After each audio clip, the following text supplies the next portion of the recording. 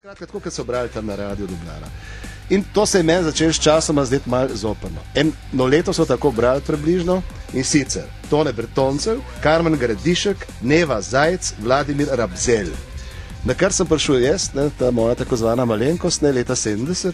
Na začetku sem še bral tako, pa sem pa počas začel baš takrat, jaz in to verjetno prvič. To pa je treba povedati, ker se nihče tega zapisoval ni, spreminjati stvari, ker mi smo imeli, mediji so bili togi, uradni mediji, Radio Ljubljana 1, 2.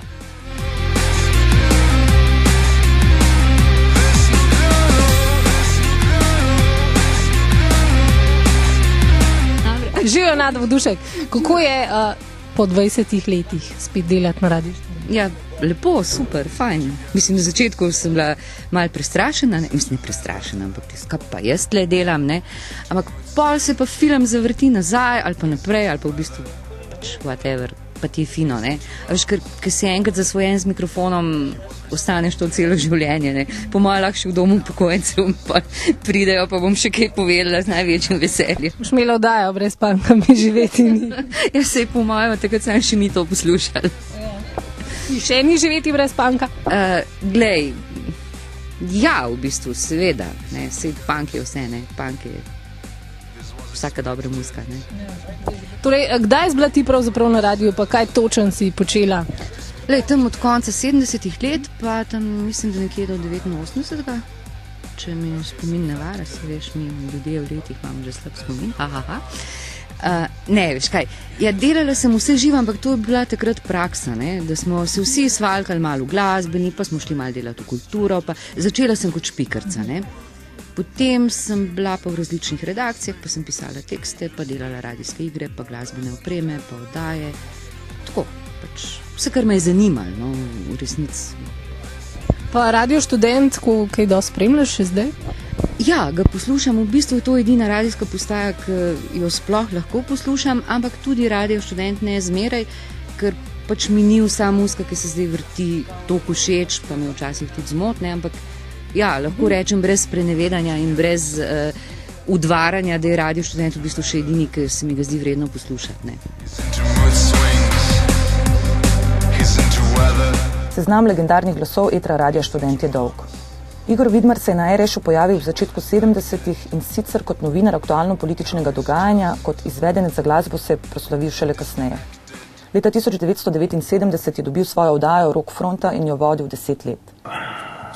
Skoraj 20 let star dvojni album iz prelomnega leta 1990, prelomnega seveda za svetovno zgodovino in za Laibach, ker je totalitarizem, njihov kao raison d'être, seveda šel po gobe. In kaj sedaj? To se mnogi vprašali. Ja, moj predlog je Laibach ubil. Laibach metal. Popularnost, Amerika, Metallica, Morbid Angel so bili tedaj fani Laibacha. In bi gotovo posodili kitarista kak solo, ki bi zagotovo drugo in tretjo pokojninsko varianto bendu pa še okolici.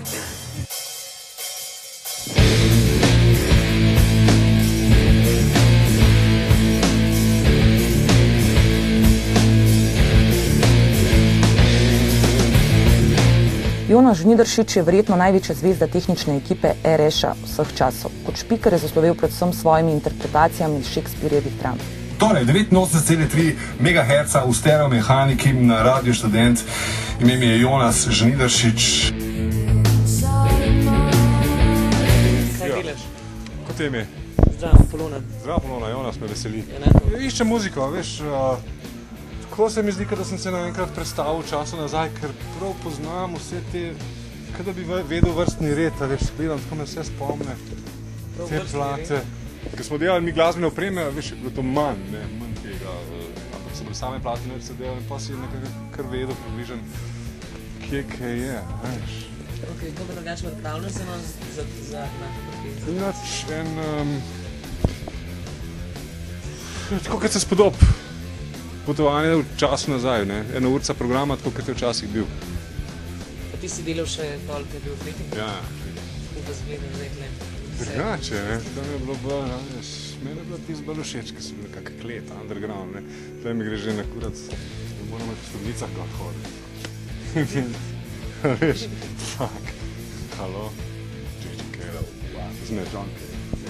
Ne, JJ Cale. Drugače utegneš kaj poslušati Radio Študent? Redko kdaj, ker sploh ne poslušam radio, edin če sem v avtu, veš, folk. Ni več to naš obred, ne. Da bi, ne vem, zvečer požgal radio pa nekaj poslušal. Ti je pa dovolj izziv, da prideš, še zmeraj glasno. Smo pa dolžni, ja. Dolžen si, ne, moraš, kaj, ker še rekel ne, ali kaj, ne noš več, ne. Ok, maybe za konec. Ja. Kaj bi želel v prihodnjem Radio Študent? Ker smo več poslušalcev, ne, podvojiti poslušalstvo. To. Veš. Pa kaj si sami želite? Ker sem malo zgubljen, jaz več ne vem, kaj si želite, ne. Kaj si pa želite? Želite si, jaz vem, kaj si želite, da bi tisto, kar bi povedali, da bi odmevali v javnosti, da bi nekaj pomenili. Brez glasbe nam živeti ni.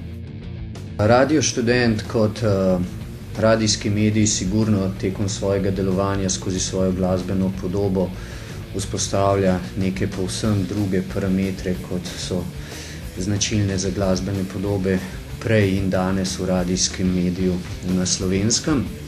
Radio Študent se že od nekdaj glasbe loteva zelo pretanjeno in kritično, hkrati pa predvsem sledi glasbi, ki v ostalih medijih ni tako zelo pogosta, se pravi, da sledi nekim glasbenim praksam, žanrom, ki niso znotraj tako imenovanega mainstreama oziroma neke popularne sredine oziroma sredinskega večinskega okusa. Radio Študent je bil ena prvih radijskih postaj, ki je vrtela rockovsko glasbo tujega izvora, sledila aktualnim trendom, v njej se kasneje posvetil nekaterim progresivnim strujam v rock glasbi in nadaljeval sledenjem džezovske glasbe, tako njegove tradicije kot nekaterih avantgardnih odvodov, ki so se pojavili v 60-ih. Ena od močnih prekretnic v zgodovini Radia Študent, ki pa je močno zaznamovala tudi slovenski glasbeni prostor in prostor nekih socialnih družbenih gibanj, je seveda pojav punka na Slovenskem, pri katerem je bil pravzaprav Radio Študent nekakšen epicenter njegovega dogajanja in tudi njegovega kasnejšega razvoja in razkroja v novi val, hardcore in druge glasbene prakse. Radio Študent je seveda sledil tudi nekaterim pojavom rock glasbe v podtalju in v garaži, tukaj cilja na nekatere avtore in oddaje, kot so bile Garbage Mana, Igorja Bašina, Palter, Mozaik Janeza Goliča in seveda Underground International Marjana Ogrinca. Radio Študent pa je v zadnjem času nekako kulminiral vase v svoji glasbeni podobi vse te tradicije, ki so znamovale njegovo preteklost. Pri tem sem pozabil omeniti še en pomemben segment, to je segment tako imenovane world music oziroma sledenje etno glasbe. Konec koncev iz Radia Študent šla tudi druga godba kot eden največjih festivalov tovrstne glasbe pri nas. Skratka, danes Radio Študent nekako predstavlja konglomerat preteklosti in kritične refleksije sedanjosti v času, ko smo pravzaprav zasvinjani in prepleteni z preobilico informacij, z preveč glasbe na enem koncu, ko nas informacije in glasba zasipujejo iz številnih nosilcev zvoka, pa tudi iz drugih poti, tukaj mislim na sodobno digitalno tehnologijo, seveda. Eden najpomembnejših segmentov, vsaj zame, Radia Študent in glasbe na njem, pa je predvsem striktno in konsistentno gojenje nekakšne kritične refleksije o glasbi, kajti ne nazadnje je Radio Študent edini medij, ki kontinuirano vrsto let proizvaja glasbeno kritiko pri nas in vzgaja tovrstne avtorje, ki so danes prepleteni povsod, po vseh medijih, ki so pravzaprav vsi relevantni glasbeni kritiki, ki tako ali drugače povezani z Radijem Študent.